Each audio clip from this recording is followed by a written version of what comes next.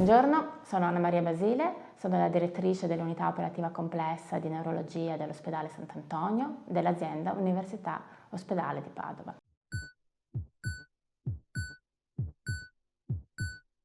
L'unità operativa complessa di neurologia dell'ospedale Sant'Antonio consta di due sezioni. Una è un'unità neurovascolare post-acuta dedicata ai pazienti affetti da patologie cerebrovascolari e l'altra è un'unità di degenza neurologica ordinaria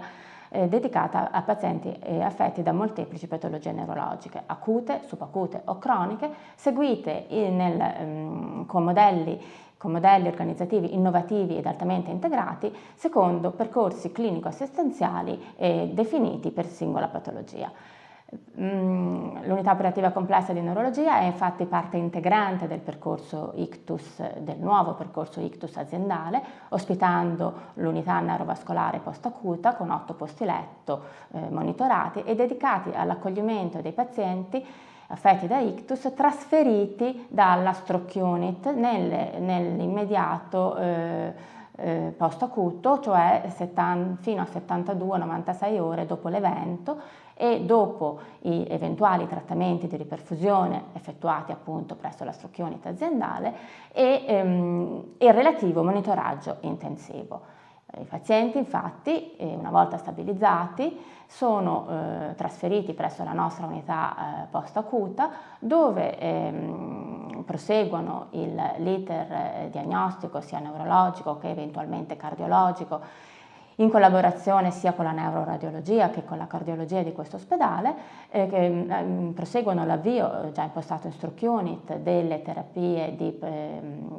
prevenzione secondaria e l'avvio alla neuroriabilitazione. L'avvio della neuroriabilitazione è una tappa fondamentale dei pazienti nell'ambito del percorso ICTUS e a cui teniamo moltissimo. Tale percorso inizia già durante la degenza in stroke unit, viene condiviso fra tutti i medici dello stroke team, i medici della neuroriabilitazione e i terapisti della riabilitazione stessa, in riunioni che facciamo settimanalmente, che abbiamo implementato, collegiali e multidisciplinari, dove appunto vengono condivisi i percorsi, vengono condivise le strategie neuroriabilitative da implementare, anche innovative e specifiche per singolo distretto affetto, che può essere l'arto superiore, l'arto inferiore, piuttosto che l'equilibrio e ovviamente anche tutti i disturbi cognitivo-comportamentali che spesso hanno un impatto sulla disabilità post-ictus anche superiore a quella che può essere la disabilità motoria. Abbiamo fatto infatti un ampio lavoro, anche in collaborazione con i colleghi della clinica neurologica, un ampio lavoro di revisione della letteratura delle strategie di neuroriabilitazione anche più innovative e che stiamo cercando di implementare in un iter che è ancora in fieri ma che vogliamo portare avanti con determinazione. Nella sezione di degenza neurologica ordinaria viceversa sono ricoverati pazienti con molteplici patologie neurologiche tipo meningoencefaliti, poliradicolonefriti, tumori, stati di male epilettico e così via, provenienti prevalentemente dal pronto soccorso ma anche trasferiti dalla terapia intensiva di questo ospedale o comunque dell'azienda ospedaliera, ovvero anche pazienti ricoverati in elezione provenienti dal setting ambulatoriale.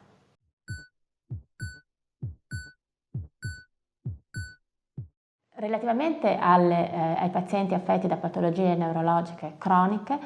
questi sono seguiti prevalentemente nel contesto ambulatoriale. Particolare attenzione è prestata ai pazienti affetti da malattie neurodegenerative, malattie infiammatorie, disimmuni, disturbi del movimento, cefalee ed epilessia. Una quota parte delle visite ambulatoriali è effettuata anche in telemedicina, in particolare relativamente a un progetto sulle cefalee croniche che ci vede coinvolti assieme ai colleghi della clinica neurologica e dell'ULSS 6 Euganea. Molto impegno infatti è stato dedicato all'attività dell'ambulatorio cefalee per la presa in carico di pazienti affetti da questa condizione estremamente frequente e impattante sulle attività di vita quotidiana dei nostri pazienti, sia per quanto riguarda la fase diagnostica, ma soprattutto per quanto riguarda la fase terapeutica, sia per l'attacco acuto che per la prevenzione, anche con metodiche, con tecniche farmacologiche avanzate, quale può essere appunto l'utilizzo degli anticorpi monoclonali nelle cefalee. Stessa attenzione è stata dedicata all'ambulatorio epilessie, sia per la presa in carico che appunto anche per l'implementazione di nuove terapie, e un alto livello di specializzazione è stato raggiunto relativamente alla patologia disimmuni infiammatorie e soprattutto paraneoplastiche e anche neuro-oncologiche. Le paraneoplastiche, faccio un cenno, ad esempio le forme di encefalite limbica appunto legate alla presenza di anticorpi onconeurali, e dicevo anche le patologie neuro-oncologiche seguite anche in un contesto di ambulatorio multispecialistico e condiviso con i colleghi dello IOF. Per quanto riguarda invece l'attività svolta in day hospital, queste attività comprendono pacchetti infusionali appunto che vengono somministrati ai pazienti affetti da numerose patologie neurologiche, prevalentemente sempre di tipo disimmune e infiammatorie, che possono essere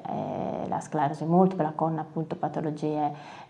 con ricorso a terapie infusionali cosiddette di seconda linea, o meglio terapie avanzate,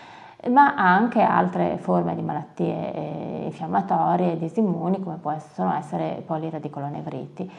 o crisi miasteniche o patologie appunto di questo genere. A livello di day hospital, o meglio di pacchetti ambulatoriali, facciamo anche la procedura diagnostica come può essere la rachicentesi, sia per patologia infiammatoria che per patologie neurodegenerative o di decadimento cognitivo, allo scopo di andare a ricercare nel liquor quelli che sono i marcatori di biodegenerazione.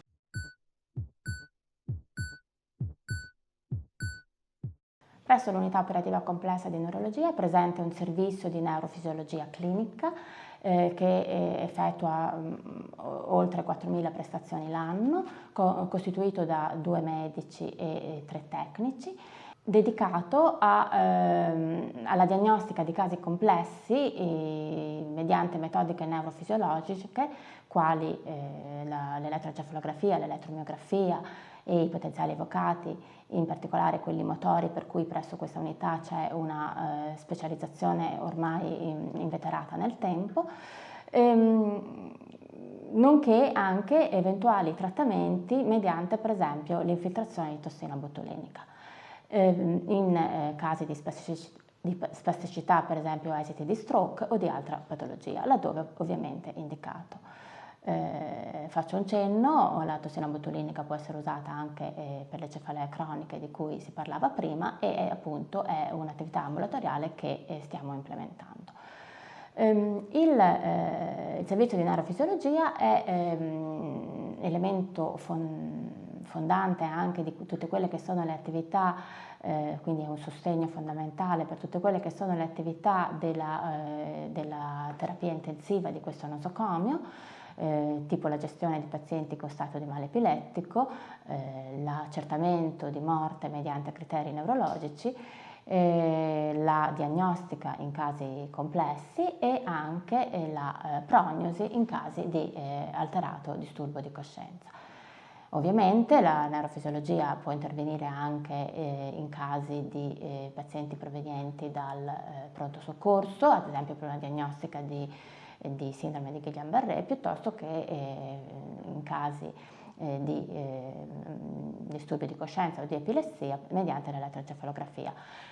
In questo contesto va detto che abbiamo fatto anche l'implementazione di un percorso insieme alla direzione sanitaria sull'utilizzo corretto e appropriato dell'elettroencefalografia. anche nel setting proprio d'urgenza. Particolare attenzione, in ultimo, la neurofisiologia la sta dedicando ai disturbi del movimento mediante l'implementazione anche in un ambulatorio integrato sui disturbi del movimento mediante l'implementazione anche di tecniche neurofisiologiche per la diagnostica più avanzata di tali disturbi, ad esempio nel tremore o nelle distonie.